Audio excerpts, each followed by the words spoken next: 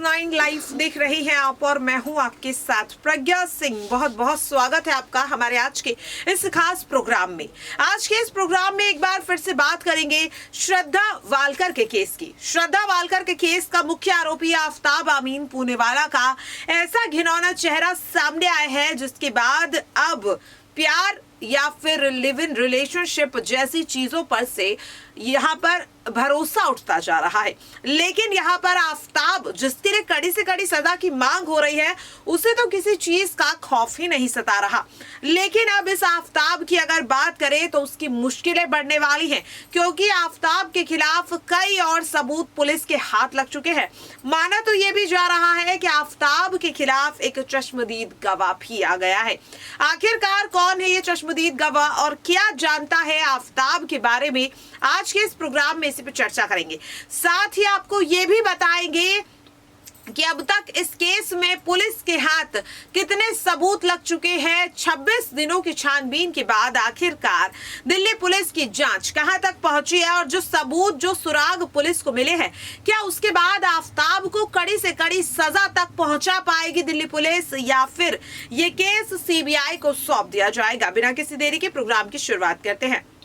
तो बता दें कि दिल्ली पुलिस इस केस की छानबीन करीब 26 दिन से कर रही है। 14 दिन की न्यायिक हिरासत के बाद इस केस के मुख्य आरोपी आफताब अमीन पूनेवाला को भी अब तिहाड़ जेल भेज दिया गया।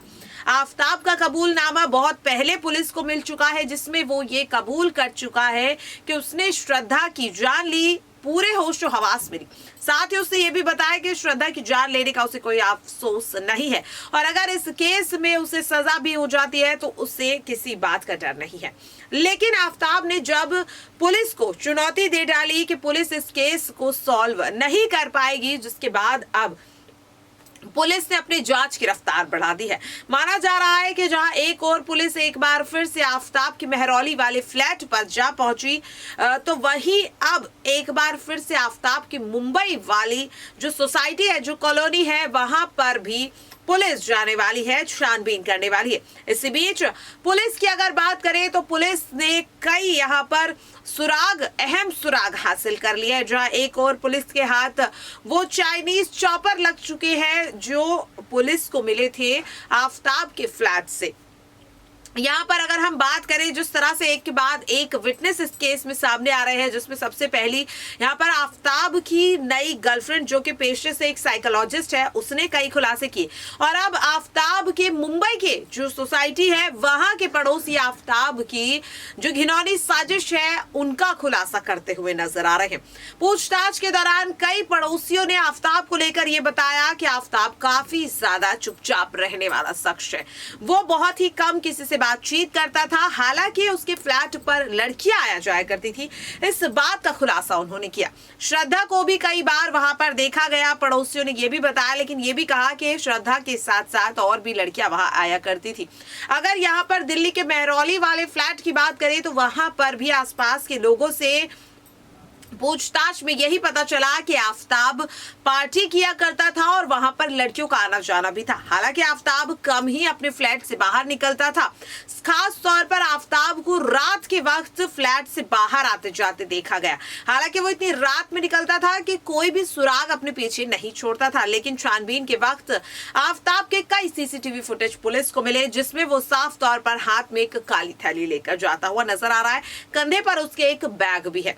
लेकिन जिस तरह से आफताब ने अब यहाँ पर श्रद्धा का सर ढूंढने का चैलेंज पुलिस को दे दिया है, उसके बाद अब पुलिस एक बार फिर से जाने वाली है आफताब के फ्लैट पर।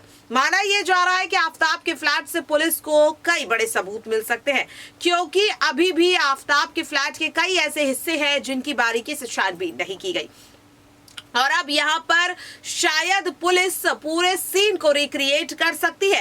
सीन रिक्रिएट होने के बाद कई चीजें साफ हो जाएंगी।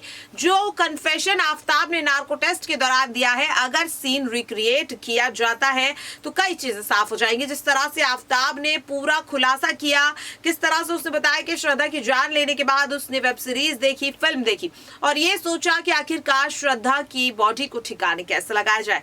यहाँ तक कि श्रद्धा की जान लेने के बाद वो कई घंटों तक उसके शरीर को ये सोचकर देखता रहा कि आखिरकार उसकी बॉडी का सबसे पहले कौन से पार्ट को वो आरी से काटे। और फिर आखिरकार उसने ये भी बताया कि उसने सबसे पहले श्रद्धा का हाथ काटने की कोशिश की, जिसमें उसे काफी ज्यादा दिक्कत हुई, लेकिन यहाँ पर उसने एक एक कर उसकी बॉडी के 35 पीस कर दिए, जिसमें उसे काफी वक्त लगा। यहाँ तक कि उसने ये भी बताया कि श्रद्धा की बॉडी को ठिकाने लगाने में उससे करीब 16 से 18 दिन का वक्त लगा। और यहाँ पर और भी कई बड़े खुलासे आफ्ताब ने किए हैं। अब अगर यहाँ पर पुलिस की बात करें तो पुलिस को इस केस की छानबीन में अब तक श्रद्धा की बॉडी के करीब 20 टुकड़े मिल चुके हैं और श्रद्धा का डीएनए भी मैच हो चुका है। साथ ही पुलिस के पास से यहाँ पर पुलिस को छानबीन के दौरान श्रद्धा की वो अंगूठी भी मिली है जो उसने अपनी गर्लफ्रेंड यानी कि जो आफ्ताब ने अपनी नई गर्लफ्रेंड को गिफ्ट की थी। और पूछताछ के वक्त ही श्रद्धा के बारे में ये भी पता चला कि आफ्ताब ने श्रद्धा की जान लेने के बाद जो अंगूठी श्रद्धा ने पहनी थी वो उसने अपनी नई गर्लफ्रेंड को दे दी। और साथ ही यहाँ पर अगर सुराग की बात करें तो पुलिस के हाथ वो चाकू लग चुके हैं, वो 7 चाकू लग चुके हैं जिससे श्रद्धा की जान लेने में आफ्ताब ने जिन्हें इस्तेमाल किया।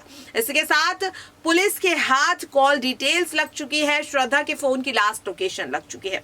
साथ ही पुलिस के हाथ जो सबसे अहम सुराग लगा है वो है श्रद्धा का जबड़ा। जी हाँ, आपको बता दें कि पुलिस के हाथ श्रद्धा का जबड़ा भी लग चुका है। और अभी जो सबूत है जिनकी तलाश पुलिस कर रही है उसमें सबसे पहला जो सबूत है वो है श्रद्धा का सर, जिसे लेकर आफ्ताब ने ये बड़ी चुनौती दे दी है।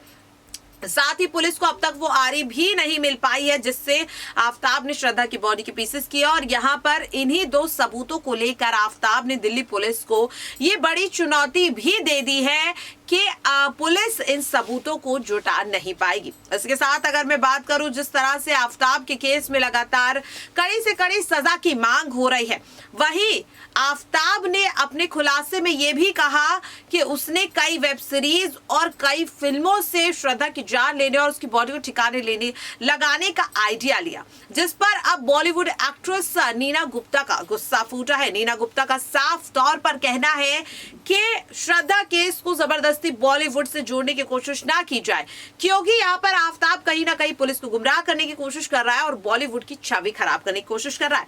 आखिरकार क्यों लोग सिर्फ और सिर्फ बुरी चीजें ही बॉलीवुड से लेते हैं? फिल्मों में अच्छी चीजें भी तो दिखाई जाती है, उन्हें तो नहीं अपनी रियल लाइफ में यूज करते। तो साफ तौर पर कहीं ना कहीं नीना गुप्ता श्रद्धा केस में बॉलीवुड की छवि जो बिगाड़ी जा रही है उसे सुधारने की कोशिश कर रही है। नीना गुप्ता का साफ तौर पर कहना है कि इस केस से बॉलीवुड को जोड़ा ना जाए, क्योंकि यहाँ पर जिस तरह से आफ्ताब ने बताया कि श्रद्धा की जान लेने से पहले उसने दृश्यम मूवी देखी और दृश्यम 2 की रिलीज का वो वेट कर रहा था। साथ ही उसने एक फेमस वेब सीरीज भी देखी जिससे उसे ये आइडिया लगा कि आखिरकार श्रद्धा की बॉडी को ठिकाने कैसे लगाया जाए। हाल ही में आफ्ताब ने अपने खुलासे में ये भी बताया कि कोर्ट हियरिंग और साथ ही नार्को टेस्ट को वो कैसे गुमराह कर सकता है, कैसे उसमें वो क्लियर चिट पा सकता है, क्लीन चिट पा सकता है। उसके लिए उसने बताया कि उसने हॉलीवुड एक्टर जॉनी डेप की रियल लाइफ केस को कई बार लाइव स्ट्रीम पर देखा, इंटरनेट पर कई बार देखा, बारीकी से हर सवाल जवाब को समझा और उसका इस्तेमाल नार्को टेस्ट और कोर्ट हियरिंग के दौरान किया, जिसके बाद ये चीज साफ हो गई है कि आखिरकार आफ्ताब को क्यों इतना कॉन्फिडेंस है कि पुलिस उसके खिलाफ कोई सबूत हाथ नहीं लगा पाएगी। लेकिन अब ये माना जा रहा है कि अगर पुलिस को अभी भी कोई सबूत नहीं मिला तो पुलिस जल्द ही आफ्ताब के परिवार पर अपना शिकंजा कस सकती है।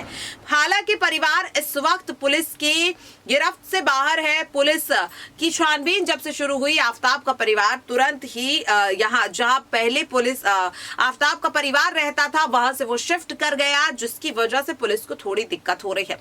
लेकिन पुलिस अब छानबीन के साथ साथ आफ्ताब के परिवार की भी तलाश कर रही है और माना यह जा रहा है कि आफ्ताब के केस में परिवार कई गहरे राज जानता है, क्योंकि साल 2020 में श्रद्धा द्वारा लिखी गई चिट्ठी में यह साफ बताया गया कि परिवार खुश था, लेकिन जब श्रद्धा के पिता रिश्ते की बात करने आए तो आफ्ताब की मां ने उन्हें घर में नहीं आने दिया, जिससे कहीं ना कहीं शक की सुई जो है वो अब आफ्ताब के परिवार पर भी जा रही है। हालांकि देखने वाली बात यही होगी कि श्रद्धा केस में क्या आफ्ताब के खिलाफ ये जो सबूत और जो ये आई विटनेस मिले हैं, क्या ये आफ्ताब को उस कड़ी से कड़ी सजा की ओर ले जाने में कामयाब रहेंगे या नहीं। आपकी क्या राय है कमेंट बॉक्स में जरूर शेयर कीजिएगा। आज के लिए इस खास प्रोग्राम में इतना ही। देश और दुनिया की तमाम छोटी बड़ी खबरों से जुड़े रहने के लिए देखते रहिए नेक्स्ट 9 लाइव। नमस्कार।